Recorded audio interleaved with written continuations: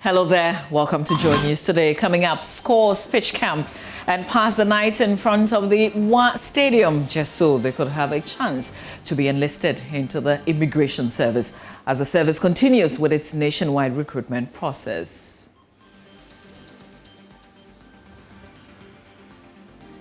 We'll take you there for a live update where we understand the numbers have swelled into hundreds.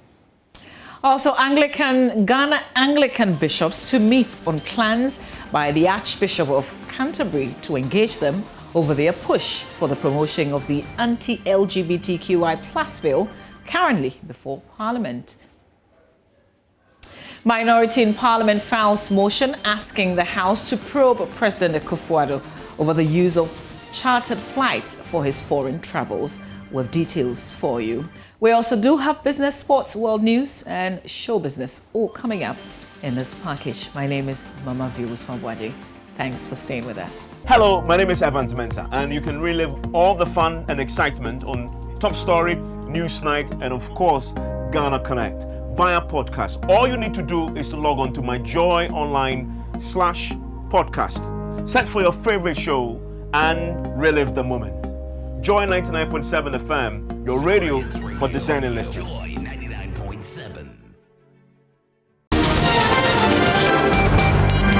Let's go to one now where dozens of job seekers late last night pitch camped and spent the night in front of the WA Sports Stadium ahead of today's screening for the Ghana Immigration Service. The applicants claimed they decided to spend the night at the gates because some of them are not from the WA township. This, they explain, would enable them go through the process in time. Joy News' Up West Regional Correspondent Rafiq Salam reports that some came along with mattresses and slept in the cold night with the hope that they will be recruited into the service. It's exactly midnight and I'm in front of the WA Sports Stadium. The gates have temporarily been closed to the public. There are no lights here and the street lights that overlook the WA airport are not functioning. Simple put, there is total darkness here except the lights from mobile phones or passing vehicles or motorists. However, there are streams of dozens of prospective Ghana Immigration Service applicants here. They are not here to keep vigil, but hope to be recruited into a job that will enable them to make ends meet. Some are standing, chatting among themselves, and others seated on student mattresses with their backs leaned on the stadium gate. They have in their hands piece of paper writing the names of their colleagues for winning the screening exercise. They have already registered 65 persons. They are doing it on their own volition.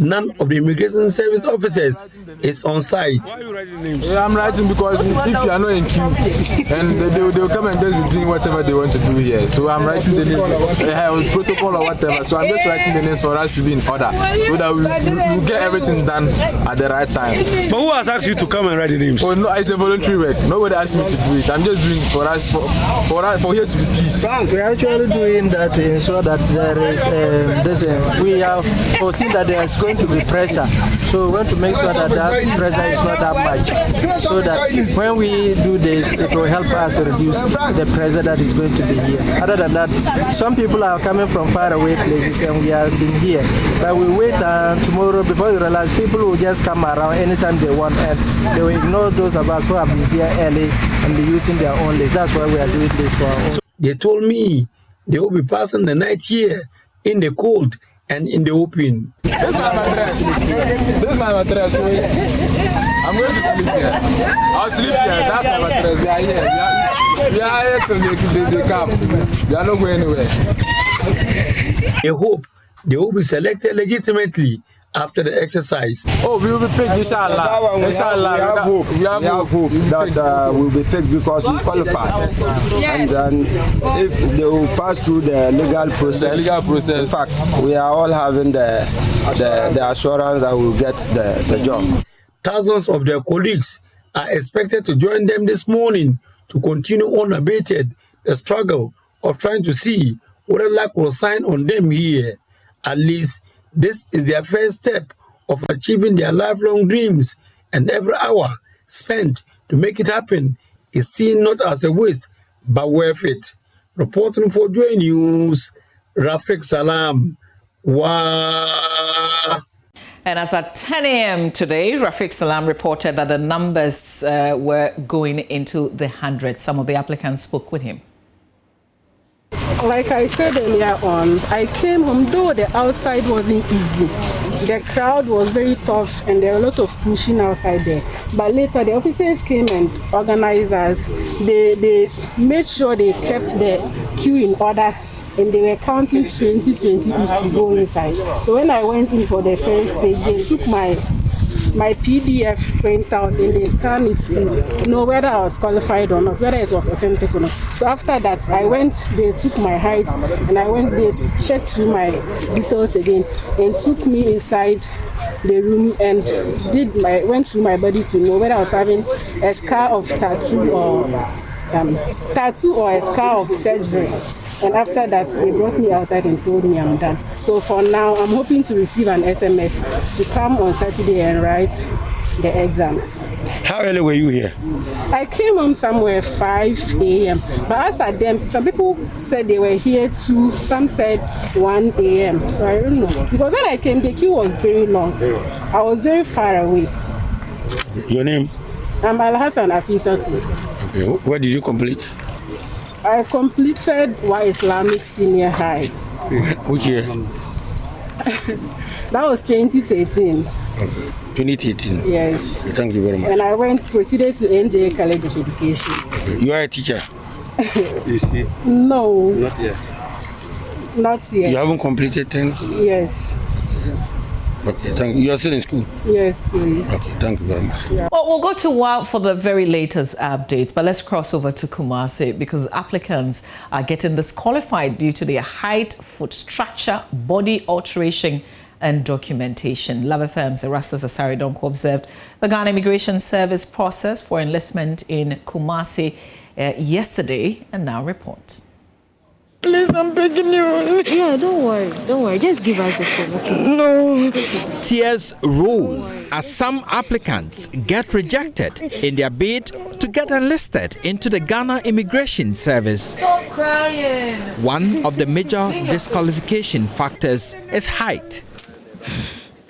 Very sad. I couldn't meet the target with regards to the height. Minimum 1 meter 73 centimeters for males and 1 meter 63 centimeters for females. When you input your data into the system, you enter your own height, what you have. But they will be checking the height physically on the ground to see whether what you put into the system is the correct one.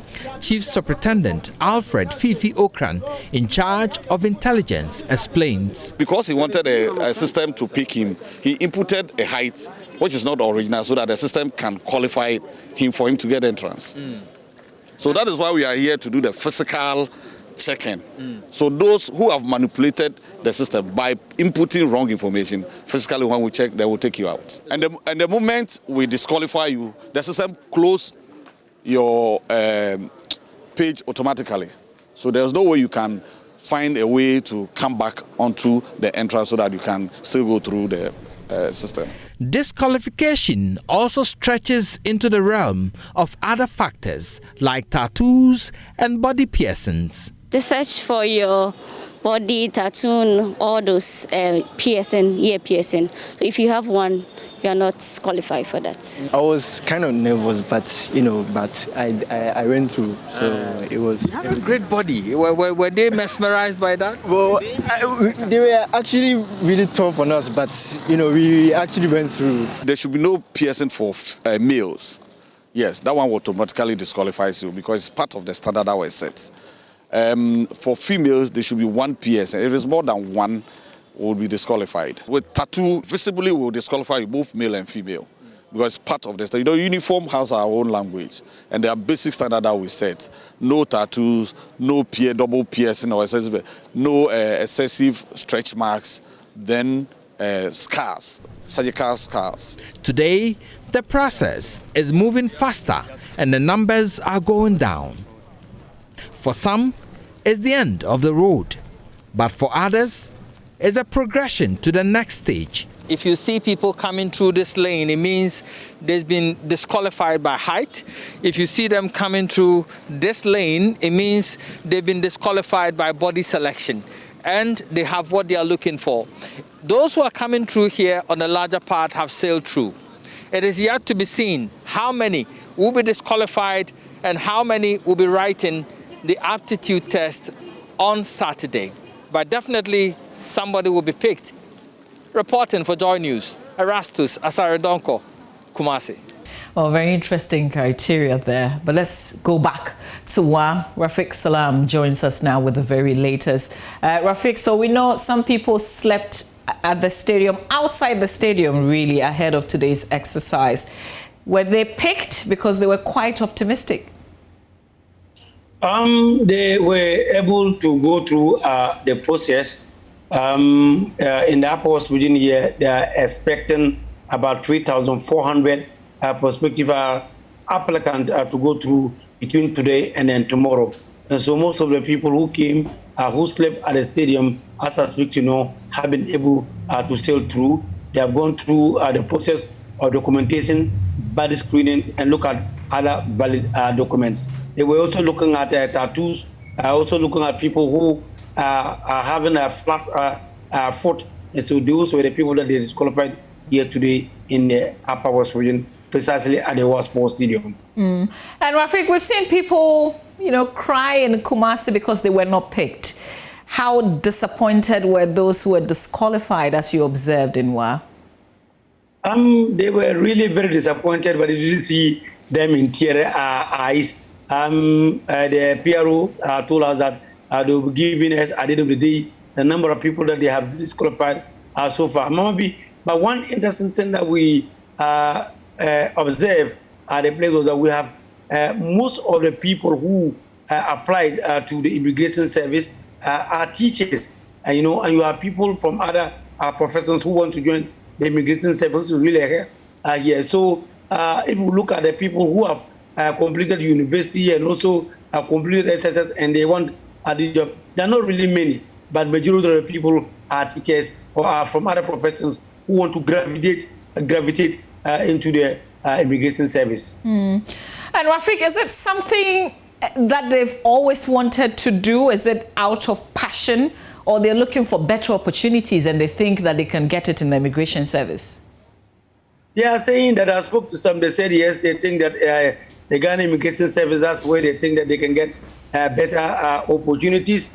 And then also, I also spoke to some of them and they told me that they are really in love with the uniform of the Immigration Service, and that's why most of them want to join the service. But if we look across board in the Upper West region, talking about the Ghana National Fire Service, the Ghana National Fire Service, the Ghana Immigration Service, and the Ghana Prison Service, the prison service is a list that they want, or they want to join, because they are saying, so if we look at that particular place, they are doing theirs at the Jubilee Park. Not many people are there, so they have little difficulty in trying to control the crowd. But one also significant thing that we observe at the place is that we have gotten other people from other regions who came to the Upper West region, because their thinking is that in the Upper West region, not many people are over there. So when they applied, they took Upper West as their venue, and then they came to the Upper West to do the screening exercise here. And finally, Rafiq, is this the last day? Today is not really the last day for Ghana Immigration Service. Tomorrow is the last day, and my checks also at the Ghana National Fire Service, that's where we have huge numbers also. Their last day precisely will be on Thursday, because in the fire service there are also many. They started their exercise on Monday here in front of at the forecourt of their premises at Wale Sambal, and so they did Monday, Tuesday. So those who were not able to complete the process yesterday were asked to come on Thursday, and so the process likely to screening documentation in the region likely to end on Thursday, but the aptitude test will come on Saturday.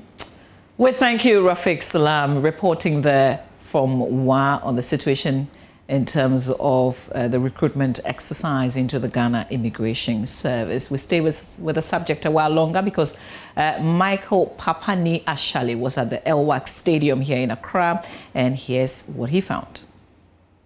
I'm 30 years of age. I went to the school at the age of 25 years, hoping to graduate and get a job, but it's not like that. When you finish school after national service, you have your national service certificate, you'll be applying for a job, but you cannot get it because Ghana does this. I don't know how the system works, because what we know is after school you should get a job, but when you complete school, it's not like that again, and you have to be struggling, getting linear jobs for yourself to get some money for yourself. So that's the situation we find ourselves in. How is the job hunting process going for you? The job hunting is not easy at all, because after national service, we all want to finish and get a job, but the stress after national service is not easy. Writing application here and there, you're not getting a job. Some people promising you and failing, and that's how it is. It's not working for us. That's why we are here. It's not easy. When we came here, the queue was so long, but God willing, I happened to pass through the process. So we are just hoping to write the aptitude test and see what we will get at the end. We are many. The whole Ghana recruited 2,000 is not enough, because we have a lot of graduates who are not working, like just as myself, we are not working, nothing is going on. So recruiting 2,000 for me, I don't think it's enough, but at the end, it's Ghana for us. So. Anglican bishops are meeting to respond to calls by the Archbishop of Canterbury, Justin Welby, to be minded by the unconditional love of Christ reached by the church as it pushes for the promotion of proper human rights, sexual rights, and Ghanaian family values bill present before Parliament. The Archbishop of Canterbury and leader of the Global Anglican Church, Stephen Cottrell, are among the few who are of the view that the current position of the Anglican Church of Ghana on homosexuality does not preach God's offer of unconditional love to every human being through Jesus Christ. They are therefore planning to hold a meeting with the Ghanaian Anglican Church on their stance. This was contained in a statement shared on the Twitter page of the Archbishop of Canterbury. Here's the full statement. It says, the Archbishop of Canterbury, the Most Reverend Justin Welby, said today, I am gravely concerned by the draft anti-LGBTQ+ bill due to be debated by the Ghanaian Parliament. I will be speaking with the Archbishop of Ghana in the coming days to discuss the Anglican Church of Ghana's response to the bill. The majority of Anglicans within the Global Anglican Communion are committed to upholding both the traditional teaching on marriage as laid out in the 1998 Lambeth Conference resolution and the rights of every person regardless of sexual orientation before the law. In that resolution, the Anglican Communion also made a commitment to assure LGBTQ+ people that they are loved by God and that all baptized, believing, and faithful persons, regardless of sexual orientation, are full members of the body of Christ. Meanwhile, on numerous occasions, the primates of the Anglican Communion have stated their opposition to the criminalization of same-sex attracted people. Most recently, unanimously in the communique of the 2016 primates meeting. I remind our brothers and sisters in the Anglican Church of Ghana of these commitments. We are a global family of churches, but the mission of the church is the same in every culture and country, to demonstrate through its actions and words God's offer of unconditional love to every human being through Jesus Christ. And that's the statement, by the Anglican bishops here in Ghana. Well, that's the statement, I beg your pardon, by the Archbishop of Canterbury. Meanwhile, the Anglican Church of Ghana says it stands on the promotion of proper human sexual rights and Ghanaian family values bill present before Parliament remains unfazed. And what exactly is that? Let me share this statement issued back in, this month with you by the Anglican Church of Ghana. It says, we, the House of Bishops representing the Anglican Church, Ghana, internal province of Ghana, have thrown our weight behind the anti-gay LGBTQ+ bill currently before the House of Parliament, Ghana. Our support is born out of the belief that LGBTQ+ is unbiblical and ungodly. We see LGBTQ+ as unrighteousness in the sight of God, and therefore would do anything within our powers and mandate to ensure that the bill comes to fruition. We further state that aside Christianity, the Ghanaian tradition and culture do not permit such act. This is about morality today and that of the future generation yet unborn. We as leaders must leave a legacy everyone will be proud of, Christ-like legacy of hope. It will be recalled that earlier on in the year, during the enthronement of His Grace, the Most Reverend Dr. Cyril Kwabena Ben Smith, as Archbishop of the Internal Province of Ghana at the Cathedral Church of St. Michael and All Angels at Sante Mampong, His Excellency the President of Ghana, in no uncertain terms, condemned this unholy act. So you had there the statement from the church in Ghana, issued this month in October, and what has also been put out today from the Archbishop of Canterbury. We'll see what the meeting that he talks about brings. And of course, we'll bring you the very latest on this developing story. But what's the global outlook of the debates on legalizing or criminalizing activities of LGBTQ+? We're just going to take you through some graphics for you to understand the situation. So 69 UN member states still criminalize consensual same-sex sexual act between adults. And then in 6 UN member states, the death penalty is the legally prescribed punishment for consensual same-sex act. And these countries include Mauritania, Nigeria, Saudi Arabia, and Yemen. Again, at least 42 UN member states have legal barriers to freedom of expression on sexual orientation and gender issues. Also, 51 UN member states have legal barriers to the formation, establishment, or registration of NGOs working on issues related to sexual and gender diversity. 11 UN member states contain constitutional provisions that specify sexual orientation in their anti-discrimination protections. Also, 57 UN member states offer broad protections against discrimination based on sexual orientation, including education, health, the provision of goods and services, and/or housing. And as you can see, 81 UN member states have laws protecting from workplace discrimination on the basis of sexual orientation. Also, 48 UN member states imposed enhanced criminal penalties for offenses motivated by hate towards the victims of sexual orientation. 45 of the UN member states have laws that punish acts of incitement to hatred, discrimination, or violence based on sexual orientation. And 4 of the member states, Brazil, Ecuador, Germany, and Malta, have nationwide bans against conversion therapies. There are subnational bans in 5 other UN member states. We're talking Australia, Canada, Mexico, Spain, and the United States. In terms of the recognition of rainbow families, 28 UN member states recognize same-sex marriage. 1 non-UN member jurisdiction, that's Taiwan, has also legalized same-sex marriage. Right there on your screen, you see that 34 of the UN member states provide for some partnership recognition, and 28 of the states have joint adoption laws, while 32 states allow for same-sex second parent adoption. And that's the global outlook in terms of the states who have either legalized, have some form of punishment regime on this law that we are now battling with, which is before Parliament, the anti-LGBTQ+ law. Well, 5 NDC MPs have filed motion asking Parliament to probe President Akufo-Addo over the use of chartered flights for his foreign travels. The NDC MPs argue that the president's consistent use of chartered flight is a wasteful expenditure on the public purse. There's more in the following report.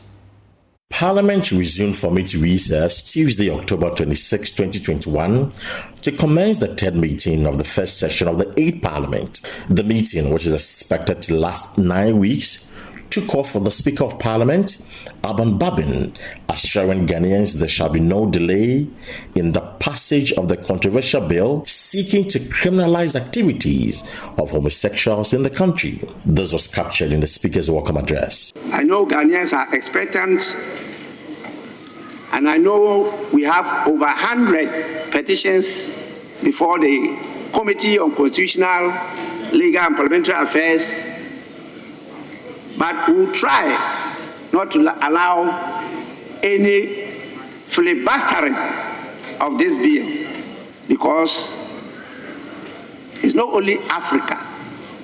The whole world is looking for the outcome of this bill. The sitting of the committee will be public, and the decision of this House will be public. We will want to know where each member of Parliament stands. The Minority Leader Haruna Idrisu on his part charged the Constitutional and Legal Affairs Committee to ensure the compilation of the report reflects the values and norms of the Ghanaian society. And trust that our Committee on Constitutional Legal will engage appropriately the people of Ghana and the petitioners. Mr. Speaker, it is not for nothing that Article 106 provides that bills are gazetted for purpose of elucidating input from the public. And it should not stay per outstanding orders more than 3 months within the committee. We expect the Committee of Constitutional Legal to lead Parliament living up to that litmus test of an anti-LGBTQI legislation and nothing more. One that reflects our values, our morality, and the wishes of the generality of our society. The Majority Leader also cautioned against the impression that Parliament would consider the bill in secrecy. When people begin to talk to that issue, that, let there be sunshine on the consideration of the bill, I wonder what people are talking about. Because the consideration of every bill is here in plenary. The TV cameras are here. They have always been here. So for people who raise issues and make it appear as if we consider saying in some quiet place outside the chamber and then nobody sees what goes on, the Speaker, really, an unfortunate picture is painted outside. Unfortunately, some colleagues in this House also added to the confusion. Some members of Parliament have, however, been sharing their thought on whether the MPs must make their stance known on this bill. Here is MP for Tafo Pankrono, Eko Vincent Asifua, and MP for Ibuako South constituency, Samuel Atache. For me, I can speak for myself. On my Facebook wall, I have already made it public. That is a bill that I am in support of. It's a bill that openly and publicly I'm going to support, because that is your colleagues should also do. That is what my people want me to do, because I have done extensive consultations with traditional councils in my community, stakeholders in my community, and clearly all the churches in my community are telling me that this is what they want, and I am representing them. I have no business in doing what I want, but what the people want. Because it will have grave consequences if we fight this bill, and we should bear that in mind. And we are making history. People should know. It's not just as an individual's whim or caprice. No, it's like you taking a quality decision which will give sanity to our children. So that at the end of the day, you won't have your children getting into some behaviors that will not bring about the good of the society and help all of us ultimately. So it is a very serious social intervention. This bill, I'm telling you, is a bill also with high sense of morality and cultural values. It can't be played down. It can't be played down. It can't be rubbished by anybody. Later in the day, 5 members of the NDC caucus in Parliament filed a private member's motion asking the House to probe President Akufo-Addo over the use of chartered flights for his foreign travels. The MPs, among other things, are also asking the House to ascertain the justification for the decision to use the chartered flights, determine the financial cost and the implication to the Ghanaian taxpayer, and also make consequential recommendation for the consideration of members of the House. The MPs are ranking on the Foreign Affairs Committee Samuel Okujato Ablakwa, Busa North MP James Agauga, Member of Parliament for Klote constituency Zaneto Ajman Rollins, the NP for Ejumaku Inyan Isiam Dr. Atoforsen, and Member of Parliament for Ablekuma South constituency Alfred Vanderpoy. Parliament will later today continue its sitting. For Joy News, I am Chrissy Parker Wilson. Now, the newly inducted Vice-Chancellor of the University of Ghana, Professor Nana Aba Apia Amfo, has indicated her resolve to lead the country's premier university to undertake several developmental and educational projects to place it an excellent center for education. To achieve this, she said she would adopt a humanist approach in her administration of all affairs concerning the university. She also tasked government to redeem the university from its debt to enable it to start on a clean page. She was speaking at her induction ceremony held at the university's Great Hall last night. My vision as Vice-Chancellor is to create a culture that promotes research, teaching and learning, administrative processes and extension activities driven by technology and anchored in humanism. My vision aligns with our aspiration as a university to become a world-class research-intensive university, with a mission to create an enabling environment that makes UG increasingly relevant to national and global development through cutting-edge research as well as high-quality teaching and learning. In our quest to produce knowledge and expert human resources, we will not forget the essence of universities.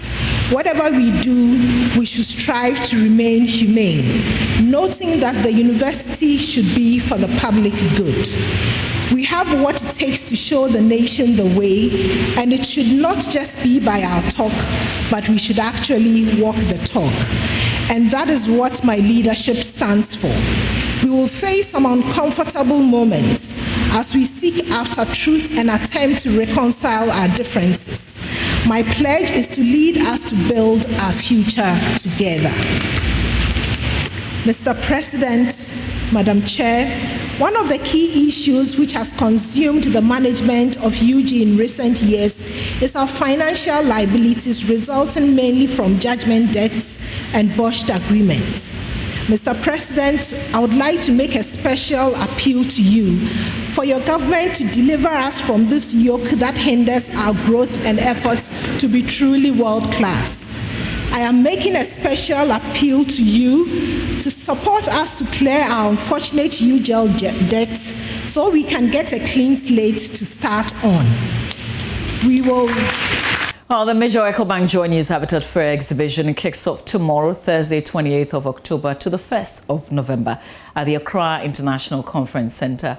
Among the exhibitors is Duraplus Ghana Limited, which is promising mouth-watering deals for patrons. A company representative has been speaking with Jay Foley on Joy Prime Morning. Duraplus produces based on standard. One, we have ISO, standardization. We also produce to conform with BS standard, that's British standards. Oh wow, that's interesting. And then we are also guaranteed by Ghana Standard Boards. Oh, wow. So per all these organizations, you can't say that our product is of inferior or falls short of any standard. Sort. We produce to this standard. Apart from that, we also look at the needs of the customer. So customer specification is also guaranteed. From Duraplus, everywhere we give surprises. Oh wow, I like the sound of that. We give surprises because we understand the business of pipe. Everything concerning water, we are there. Because in human settlement, wherever human beings are, there's water. And if there's water, there's Duraplus. And so coming to the fair to experience Duraplus, you're going to understand the products that we offer to you. It will not be like you need, you're going to somebody to teach you. It's free consultation for you to get better understanding of the product and then better application manners. We don't just offer products, we give services. And so we look at your preference and then we offer you what is standard and accommodative to your pocket and your home. We produce good products, quality one of course.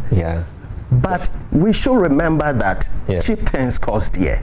I like that. If you love cheap things, you keep buying, and that the quality one that you will get, you realize you buy about 10 of something rough before you get to that. Well, our prices are not high. It's very moderate and very cool because we love our people. And Duraplus is one of the sponsors for the EcoBank Joy News Habitat Fair, which officially opens at the Accra International Conference Center tomorrow. Please do make a date. Let's talk about the National Science and Maths Quiz. And St. Thomas Aquinas, Chemo Senior High and Odogono Senior High School have all booked a place at the 1/8 stage of the main National Science and Maths Quiz competition, which started on Tuesday. Current and old student of St. Thomas Aquinas Senior High School say the dream to win a second trophy is on course. The cantonment-based institution is the only day school that has ever won an NSMQ trophy. Maxwell Agbagba has more in this report.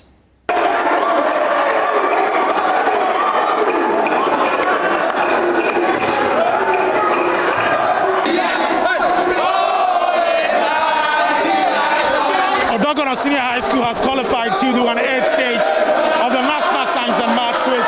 We say congratulations to them. Let's find out from them what a... Great Osa!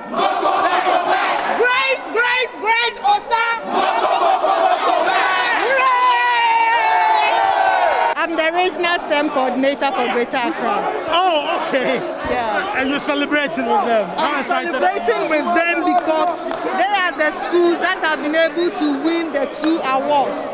Okay. The Gold Bonanza and that of the Prudential.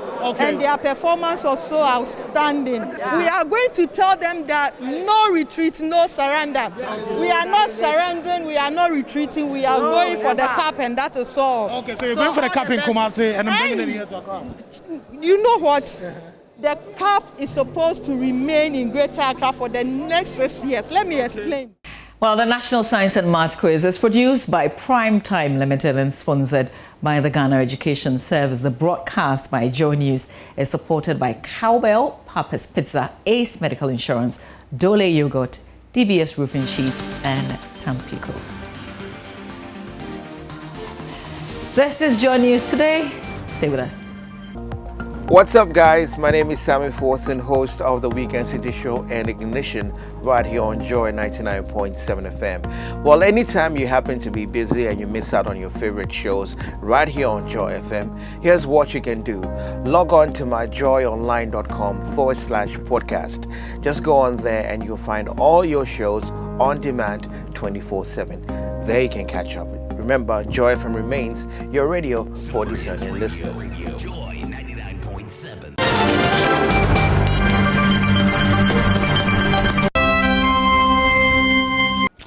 Welcome to Business, and Government will be building on the success story of the Amalgamated Trust Fund, which was created to support some banks in meeting the minimum capital requirement. Head of Financial Services at the Ministry of Finance, Samson Agligo, told fund managers in Accra that the move will spur growth going forward.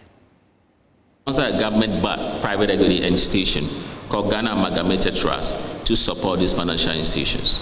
The mindset is very clear, is that we want to put in people's mind that private equity and venture capital are very essential when it comes to restructuring and supporting companies in a real way and improve what they stand for. that we must support. And I think that that legacy needs to be protected. And we can see that we have saved a lot of jobs, at least over 5,000 direct jobs, and what I'm told, over 12,000 indirect jobs. So we are going to build on that, trying to make sure that as a country we have a government-backed private equity fund that supports the ecosystem. We also hope that the development bank will deliberately anchor some private equity and venture capital firms across the country that will support real growth. The last thing is that we need to support the SEC to make sure that they have resources to promote education. We have to encourage the MPRA to enable pension reforms that would charge not only the private equity and venture capital market, but also the collective investment schemes. Now, Ghana has rewarded 5 loyal customers in the MTN at 25 promo. This is a promotion based on usage where participants accrue points by making calls, using data, sending SMS, subscribing to digital services, and performing mobile money transactions where fees are charged. Senior Manager for Consumer Marketing at MTN, Nana Santua Amegashi, urged customers to participate in the promo because there are 20 more cars to be given out. 5 MTN users have received brand new Hyundai Sonatas. This is in accordance with MTN appreciating customers for loyalty as it celebrates 25 years in operation. Here's Senior Manager for Consumer Marketing at MTN, Nana Asantua Amegashi. MTN turned 25 this year, and I mean, it's our birthday, we are celebrating its anniversary, but we can't celebrate without our customers. So we thought, why don't we give gifts to our customers on our birthday? And that's how the promo came about. We started this promo from August. It's running for 3 months, so it's still on. We encourage our customers to participate, and then any of them could win any of the cars that you saw being won today. We have 25 cars to give away. 5 of them have been given away today, so there's 20 more cars left to be given away before the end of October. We encourage all our customers to participate. 3 of the winners are from the Ashanti region and 2 came from the Ahafo region. One of the winners from the Ashanti region, Angela Doji, expressed delight and urged other users of MTN to be optimistic about winning. I feel delighted. In fact, I'm very happy. By doing more transactions with the MTN mobile app, buying airtime, making calls. Initially, I thought it wasn't real, but then I'm here to tell others it's real, so they should keep their hopes up. The promo awards 10 points for every peso spent on My MTN app, Ayoba app, Pulse, MTN Hoods channel on Facebook and Momo app. Aside the cars to be won, monthly prize rewards are given based on the percentage margins with which participants exceed their target points, ranked from the highest percentage margin to the lowest. And that's all in business. Stay for sports with Oreko Ampofo.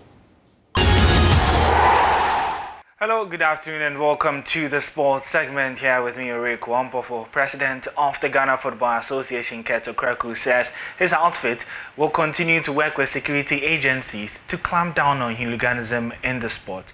The football governing body was blamed for their inability to curb violence at various match venues last season, but Ket is optimistic of solving the challenge. My colleague Haruna Mubarak of Joy Sports has more in the following report.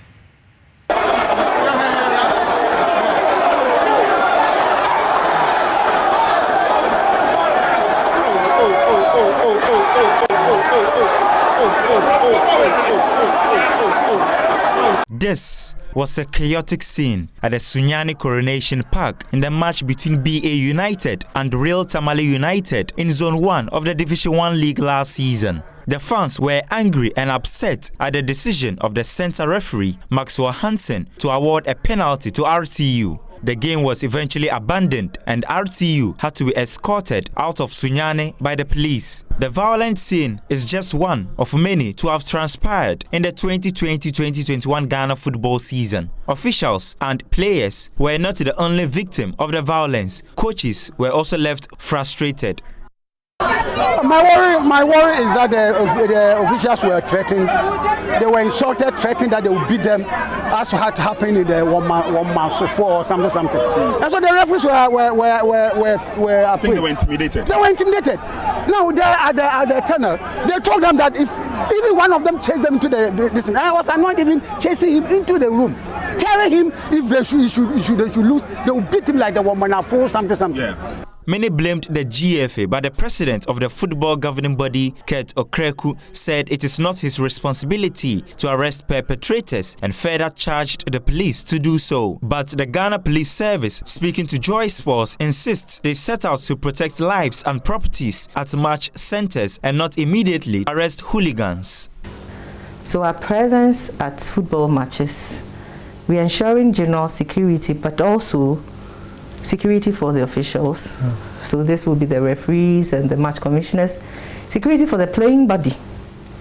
Security for spectators. Security for properties that are in the stadium and surrounding areas. Because at the end of the whistle, police often escorts the officials and the playing body out of the area and see to it that spectators are also out and safe. The recent launch of the 2021-2022 football season means domestic competitions will start and issues of hooliganism are likely to resurface. GFA boss Kurt Okreku is urging the Inspector General of Police and other security agencies to come to their aid and help eradicate the canker. You can't prevent somebody from misbehaving, but when it is that it happens, there are rules that you have to follow. And I think over last season we did our maximum. We continue to educate people. I think that the educational drive will be intensified this year, and hopefully we would be able to minimize the act of hooliganism that we all went through. It's important that people understand that there are always three results in the game: a win, a draw, or a defeat. It's simple. Okay, and when it is that you're not happy, there are laid down procedures for you to address your concerns, and we must respect the laid down procedures that we have. I think that we've done our best, and we continue to do our best in terms of engaging the security agencies. I've gone as far as the IGP, but we'll continue to work for football in this country. The judicial bodies are working, and we would also encourage the IGP and his personnel also to be by our side. The Ghana Premier League is set to start this Friday, October 29, with other competitions following suit subsequently. Well, one of the other competitions which would follow suit is the Women's Premier League, and chairperson of the Women's Premier League Committee, Hilary Boateng, has called on corporate Ghana to support women's football in addition to men's football. The Women's Premier League, just like the Ghana Premier League, has no headline sponsor, but Hilary is quite optimistic a sponsor would be found soon. Definitely more exciting. I think from what I've gathered, there will be two relegated after the season, 2 from Southern Zone, 2 from Northern Zone. So we've actually had a very good past season. I'm only looking forward to better from here. We are still encouraging corporate Ghana to sponsor us in terms of headline sponsorship. I still believe that before January we'll get a headline sponsor. I'm that hopeful. So we are still going to encourage. Well, that's how we wrap up sports here. You can get the latest sports news on MyJoy online /sports. There's one about Samoajan, if we just scroll down a bit there, and he speaks of a possible return to Legon cities. You can get more details of that and more on the sports website. Well, my name is Oreko Ampofo. Indeed, that will be it for Joy News today. For more news, do log on to myjoyonline.com. My name is Mama View, so on behalf of the production team, we thank you for your company this afternoon.